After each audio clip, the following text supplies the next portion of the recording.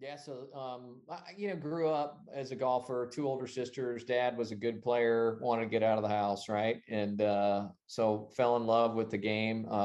Both times I call them moments of synchronicity or chance with a purpose. So I'm 12 years old, playing golf. I meet my first fighter pilot, and he's like 40, and I'm like, man, can you be grown up and this cool? And he looks at me, and this dude, Steve Courtwright, like walked right out of the movie The Right Stuff, and he was like, yes you can, and would you like a drink of my Coors Light? And that was it, right? I'm 12. I'm like, first man crush, this is unbelievable. And the next day I'm like, hey dad, we're playing golf again. I'm like, dad, I know what I want to do with my life. I've decided I'm going to be a PGA golf professional and a fighter pilot.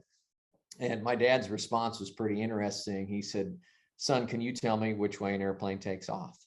And I'm 12, right? And I'm like, well, I think it's into the wind. He said, that's exactly right.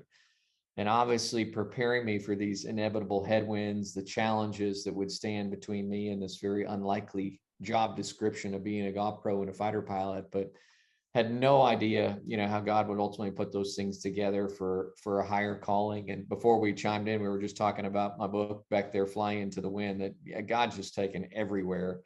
I was saying, man, if you love golf, if you love getting better at life, if you love fighter jets, it is the book is just incredible. But the title is what ties us together, right, man? It's Flying into the Wind, and we fly one of the most powerful airplanes in the world, but we still take off into the wind because we need resistance to ascend.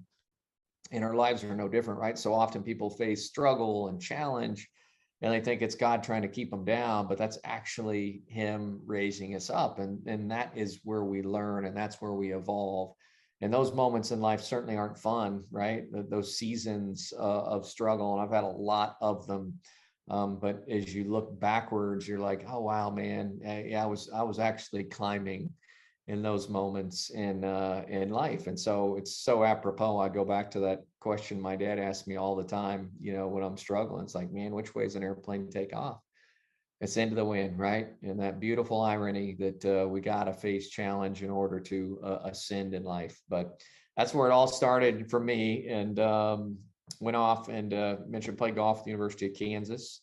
My buddy Gary Woodland, who celebrated his 38th birthday at the PGA Championship, and had the opportunity. I've gotten to know him, dear brother in Christ, and actually officiated he and his wife's Gabby's wedding when they got married. And but I knew at Kansas that I was like all in to chase that dream of being a fighter pilot, and joined the Air Force outside of the University of Kansas, and went to pilot training. And I think we just share a couple of cool lessons from that too before we get deep into this. But you go to become a fighter pilot, you go through 2.5 years of training.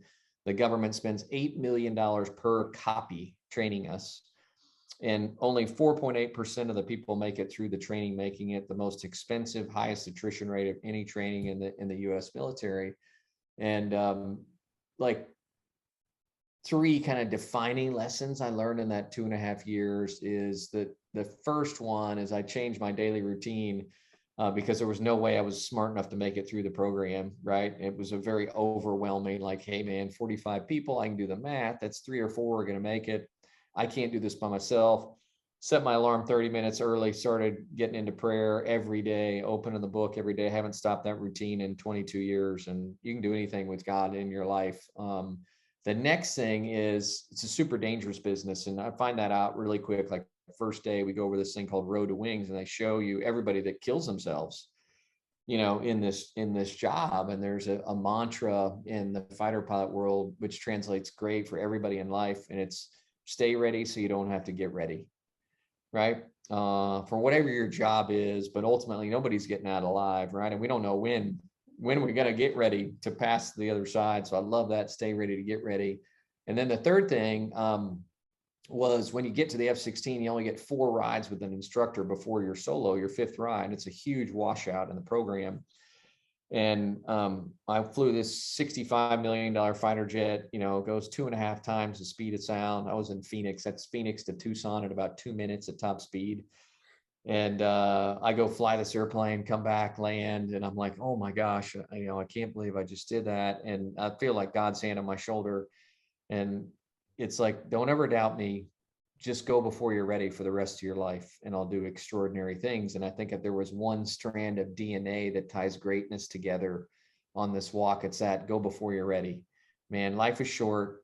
You're never going to have it figured out. But if you want to do extraordinary things and you want to live a full life, right? Don't plan it away. Just go. And I've been doing that forever.